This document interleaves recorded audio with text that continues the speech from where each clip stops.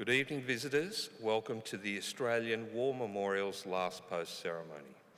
My name is Robert Adams, and joining us today from the Royal Australian Air Force is Corporal Gareth Millington. We warmly welcome the family of Second Lieutenant Clarence Donahay, whose story will be told shortly. As always, we welcome the veterans who have served, those that are still serving, and the families that love and support them.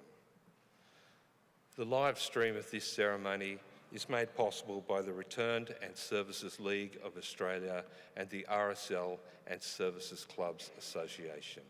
We warmly welcome members who are watching the broadcast of this ceremony across Australia. During this evening's ceremony, wreaths will be laid at the base of the pool of reflection by family and visitors to the memorial. If you are able, I now invite you to please stand and join in singing the national anthem.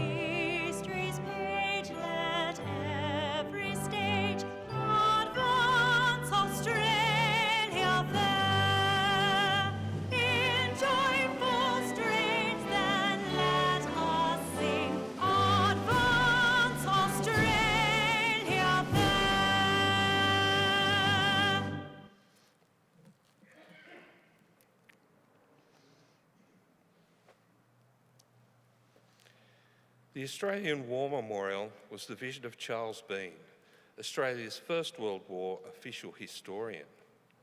Bean landed with the Australian troops on Gallipoli and stayed with them at the front through to the end of the war. The idea of this national memorial and museum came to him at Pozières, France, in the depths of the bloody fighting of 1916. Bean's idea was that this would be a place where families and friends could mourn loved ones buried in faraway places. It would also be a place that could help all Australians understand what these men and women had endured and what they had done for us. Bean's vision, to which we remain true, is best expressed as inscribed in the entrance to the memorial's galleries. Here is their spirit in the heart of the land they loved, and here we guard the memories, the record which they themselves made. Tonight we'll read the story behind just one of those on the Roll of Honour, which lists the names of more than 103,000 men and women who have given their lives for us during war and on operations over more than a century. But first we present a lament, Flowers of the Forest. Wreaths or floral tributes will now be laid at the base of the pool of reflection.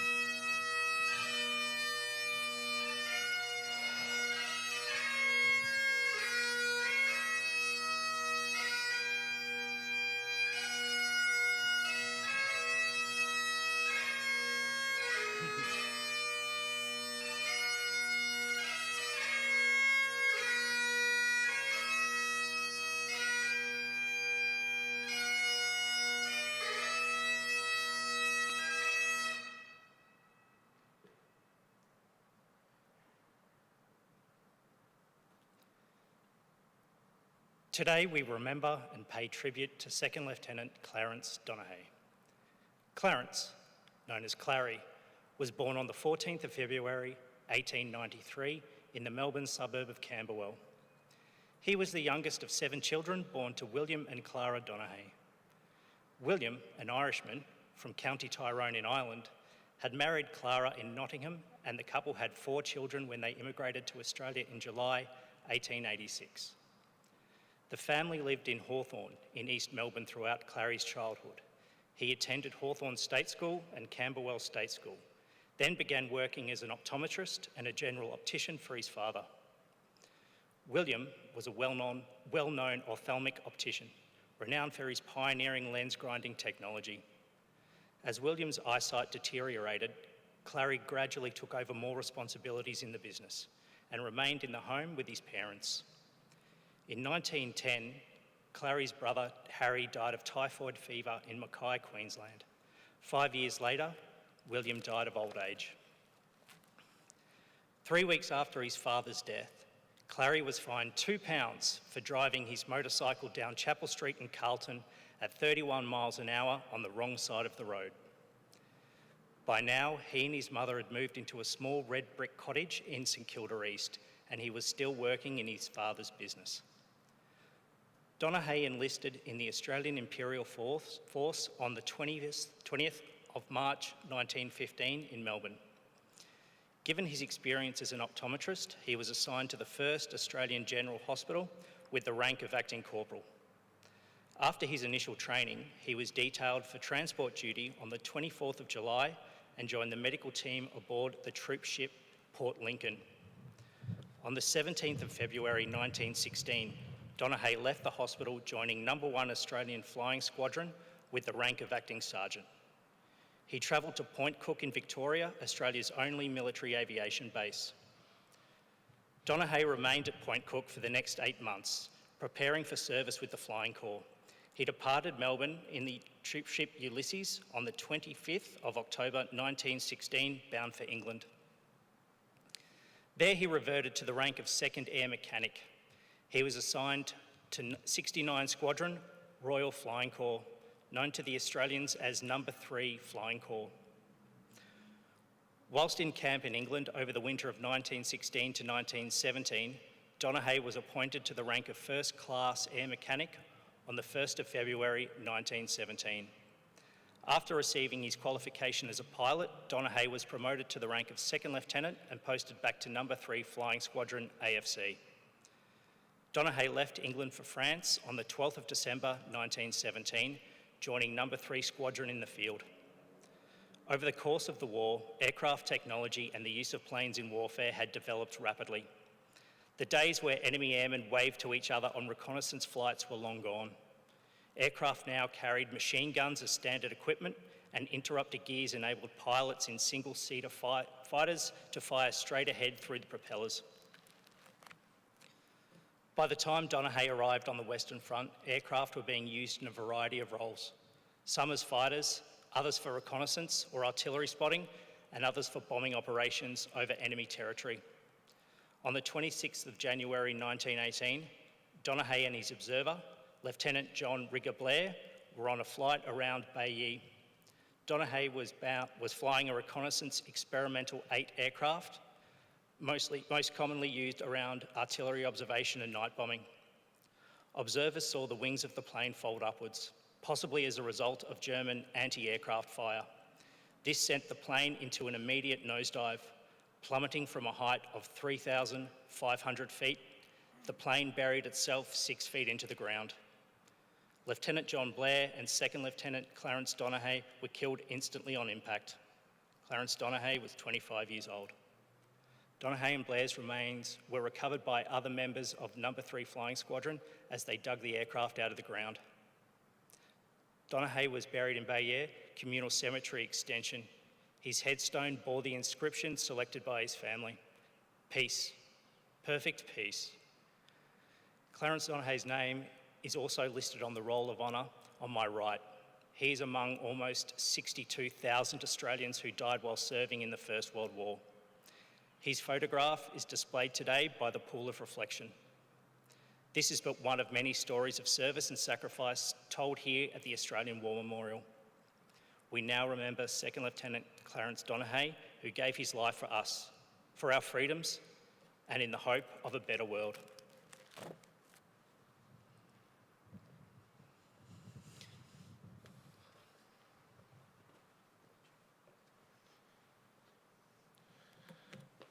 For those who are able, I now invite you to stand for the reading of the Ode and the sounding of the last post. They shall grow not old, as we that are left grow old. Age shall not weary them, nor the years condemn. At the going down of the sun, and in the morning, we remember them. We will remember them.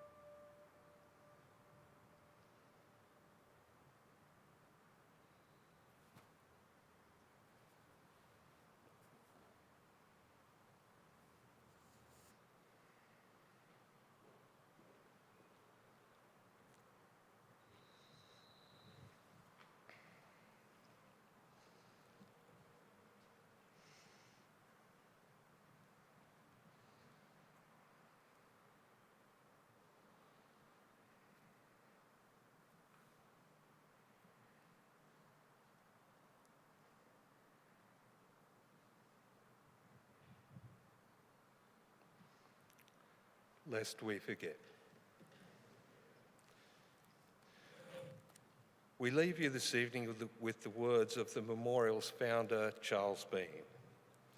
Many a man lying out there at Pozières or in the low scrub at Gallipoli, with his poor, tired senses barely working through the fever of his brain, has thought in his last moments, well, it's over. But in Australia, they'll be proud of this. Ladies and gentlemen, girls and boys, that concludes the last post ceremony. On behalf of the Director, staff and volunteers, thank you for visiting the Australian War Memorial today and for your continued support during the memorial's development project. We wish you all a very pleasant evening. Thank you.